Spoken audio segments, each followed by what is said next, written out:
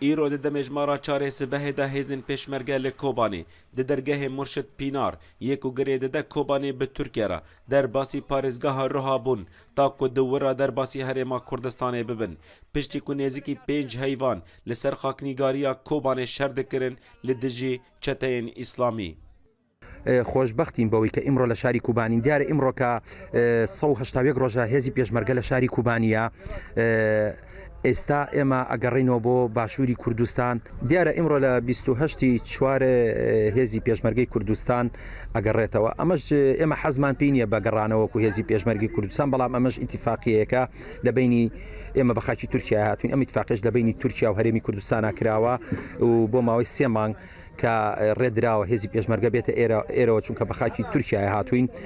پیشمرگین که دبیستو نهی هیوادها دا در باسی کوبانی بون به فرمانه که جسروک هرما کردستان مسعود برزانی تا که پشتوانیا هیزن برکان الفرات بکن پشتی ایریشا چکدارین دولتا اسلامی لسر کوبانی ده 16 هیوانها دا سال 2014 جوا پیشمرگان 2 کس بریندار بون و یک بناوی زیروان اکرم پاک روان بو.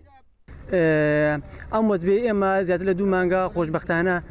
بریندار کەم بوو تەنها 2 بریندارمان هەبوو بەس بە شێوەیەکی گشتی بە هەر 4 وەزبەکە زیاتر نزیکەی 25 بریندار و 1 شەهیدمان هەبووە سپاس بەخوا کوبانی لە 1995 ئازاد کراوە هیچ مەترسێکی داعش نەماوە لەسەر کوبانی بڕوخێ داعش بڕوخێ زۆردار سپاس بەخوا ئازادی سەرکەوت. در باسبونا هزین پیشمرگه جبو کوبانی پشتی لحف کرنا هرما کردستانی و ترکیه لگل امریکیا.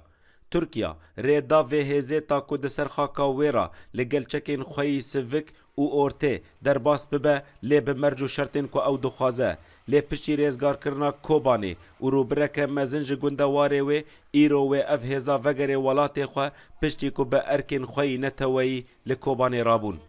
هێزەکانی پێشمەرگە لە کۆبانی کە هاتین بە فەرمانی سەرۆکایەتی هەرێم و پەرلەمان و وەزارەتی پێشمەرگە هاتین بۆ هاوکاریکردنی کوردانی کۆبانێ بۆ هاوکاریکردنی شەڕوانانی یەپەگە و یەپەژا ئێستاش بەری ڕۆژئاوا هەموو ڕزگار بووە بەری باشوور ڕزگار بووە تەنها شەڕ لە باشووری ڕۆژهەڵاتمایە هەروها لە گرێسپیمایە ئینشاءڵڵا بە هاوکارەی هێزەکانی یەپەگە و یەپەژا ڕۆژهەڵاتیش دەکرێتەوە ڕێگای قامشلۆ و سەرێکانی دەبیتن بۆ ئەوەی ڕێگا بکرێتەوە بۆ باشوور. 157 پیشمرگه در باسی کوبانی بون 4 جاران هاتن گوهرتن لیوان رولکی مزن لیست دشره کوبانی دا بتو باران کرنا وارگهین چکدارین اسلامی تاوی که او هزک پشتوانی بون هاتن آوان جه کیف خوشی و شهنازیه بون لی دورکتن آوان و بار کرنا آوان جه کوبانی ندا خوازا خلکین ویه. ولاد بکر، اورینت نیوز، کوبانی.